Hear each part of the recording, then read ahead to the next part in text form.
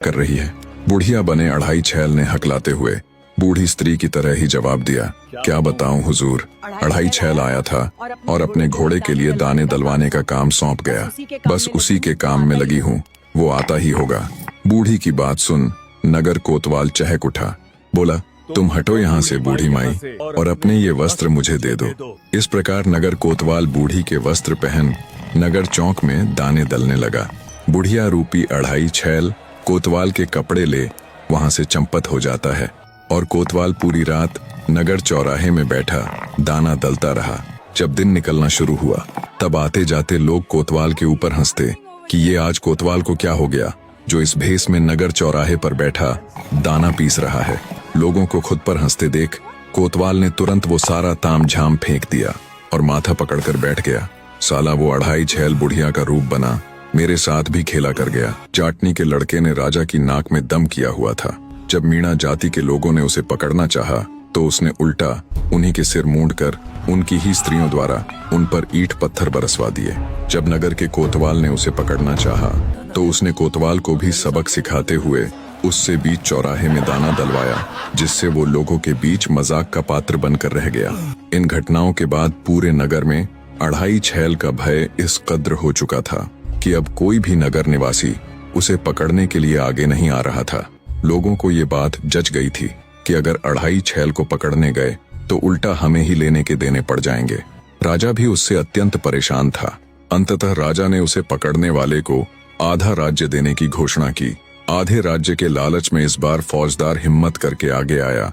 बड़े ही विश्वास के साथ उसने राजा से कहा, होगा महाराज वो अढ़ाई छैल, पर अब तक उसका पाला मुझसे नहीं पड़ा है। कल सुबह वो आपके कदमों में होगा। राजा ने बुझे हुए मन से फौजदार को भी शुभकामनाएं दी। इधर जाटनी के लड़के यानी अढ़ाई छैल ने बातों बातों में फिर से बूढ़ी मालिन के आगे वही बात छेड़ दी। क्यों री बूढ़ी माई, अब की बार किसने अढ़ाई छैल को पकड़ने का बीड़ा उठाया है? तब बूढ़ी मालिन दबी हुई आवाज में कहती है, बेटा अब की बार फौजदार ने उस अढ़ाई छैल को पकड़ने की ठानी है। क्यों री माई, कौन कौन है इस फौजदार के परिवार में? बुढ़िया बोली, बस 3 जन हैं, खुद फौजदार, उसकी पत्नी और उनकी बेटी, जिसे ब्याहे 12 साल बीत चुके हैं, पर उसका पति कभी उसे लेने के लिए नहीं लौटा। बड़े किस्मत के मारे हैं बेचारे। मालिन की बात सुन जाटनी का लड़का फौजदार को भी सबक सिखाने के लिए एक योजना बनाता है। वो चुपके से ज्योतिषी का रूप धारण कर फौजदार के घर के आसपास घूमने लगता है। कोई बुझा निकलवा लो, किसी का गया हुआ अपना कब लौटेगा भी कि नहीं, ज्योतिषी को सब खबर है। ये कहते हुए जब उसने 3-4 बार फौजदार के घर के आगे चक्कर लगाए तो फौजदार बाहर आया। उसने ज्योतिषी को अंदर बुला उसके आगे अपना दुखड़ा रोया। हे ज्योतिषी, मेरी बेटी की शादी को 12 वर्ष बीत चुके हैं, पर मेरा दामाद उसे लेने के लिए नहीं लौटा। फौजदार की बात सुन जाटनी का लड़का बोला, अरे आपका भाग्य तो कुछ और ही कह रहा है, जल्दी ही आपके भाग खुलने वाले हैं। ज्योतिषी की बात सुन फौजदार खुशी के साथ साथ अचंभित होते हुए बोला, कैसे ज्योतिषी बाबा, कृपया थोड़ा और खुलकर बताइए। तब ज्योतिषी बोला, आपका दामाद बहुत बड़ा व्यापारी बन गया है और आपके भाग्य अनुसार वो आज रात ही आपके घर पधारने वाला है, इसलिए आज चौकन्ने रहना। फौजदार बड़ा खुश हुआ।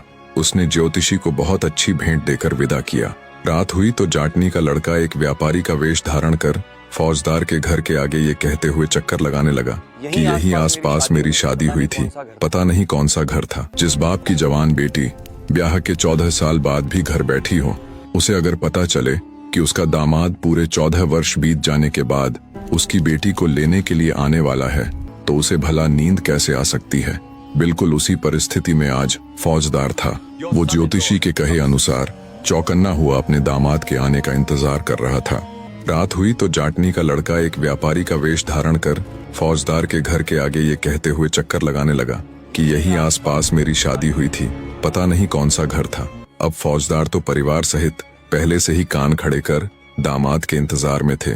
फौजदार तुरंत बाहर निकला और बोला, याद कैसे रहेगा इतने दिनों बाद जो तू आया है, और उसे आदर सहित घर के अंदर ले गया। उसका अच्छे से आतिथ्य किया। उसके लिए घर के ऊपर बने चौबारे में बढ़िया बिस्तर लगवा दिया। दामाद की अच्छे से खातिरदारी करने के बाद फौजदार खुद अढ़ाई छैल की तलाश में निकल गया। जब आधी रात हुई तब जाटनी के लड़के ने पास सोती हुई फौजदार की लड़की को उठाया और चाकू दिखाकर धमकाते हुए बोला, जरा भी शोर किया तो जान से मार दूंगा। और उसके सारे गहने आदि उतरवा लिए। जाते हुए जाटनी के लड़के ने फौजदार की लड़की को खाट से बांधकर उसके मुंह में कपड़ा ठूंस दिया और बोला, कह देना अपने बाप को कि तू कहाँ अढ़ाई छैल को बाहर ढूंढता फिर रहा है, वो तो तेरा जमाई बन तेरे घर आया था। इतना कहकर घर में रखा अन्य धन आदि लेकर जाटनी का लड़का रफू चक्कर हो गया। सुबह हुई और सारा भेद खुला तो फौजदार ने भी अपना सिर पीट लिया। जब राजा तक ये खबर पहुंची तो उसके सब्र का बांध भी टूट गया। साले सब के सब निकम्मे हैं, कोई किसी काम का नहीं। अंततः राजा ने खुद अढ़ाई छैल को पकड़ने का बीड़ा उठाया।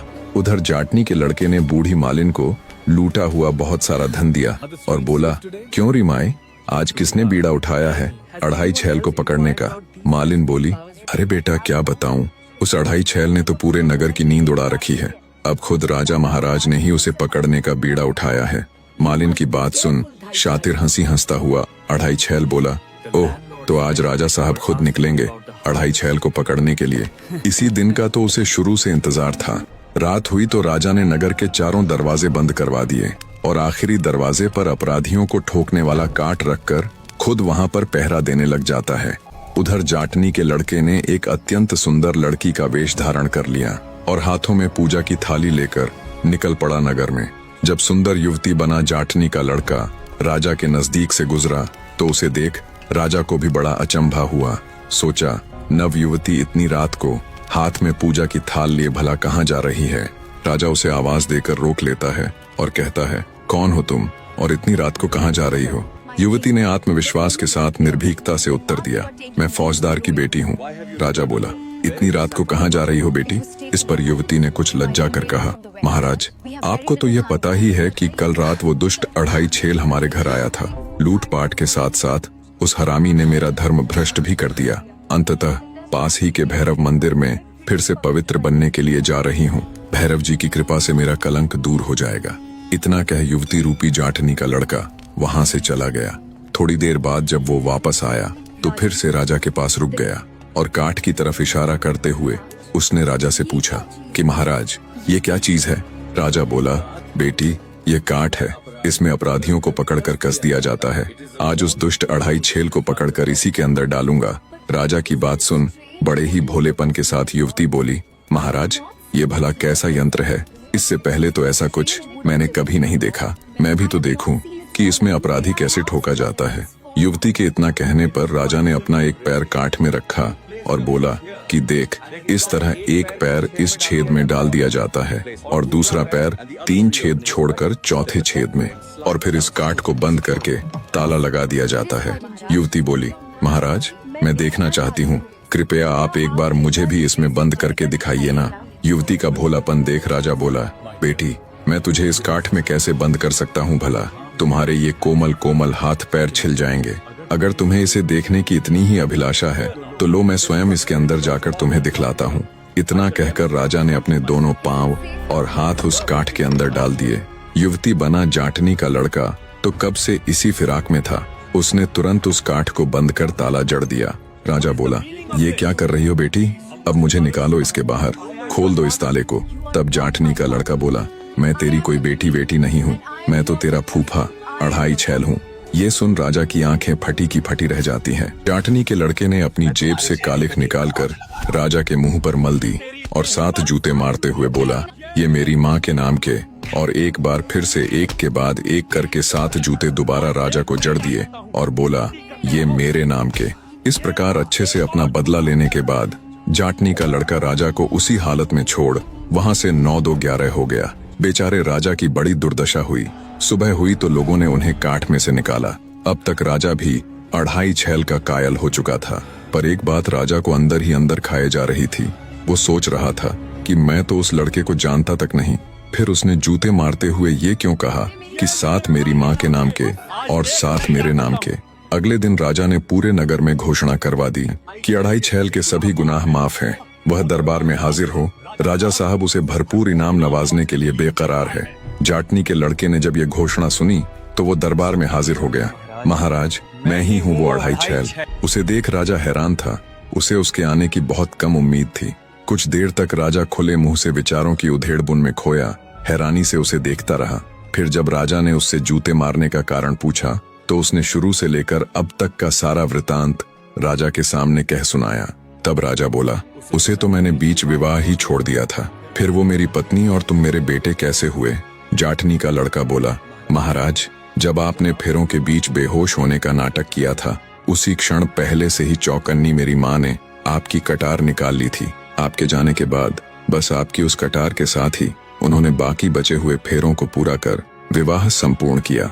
और रही मेरे पैदा होने की बात, तो मेरे जन्म की कहानी आपकी ये अंगूठी बयां करेगी। राजा ने तुरंत अपनी उस अंगूठी को पहचान लिया जिसे उसने गुजरी को दिया था।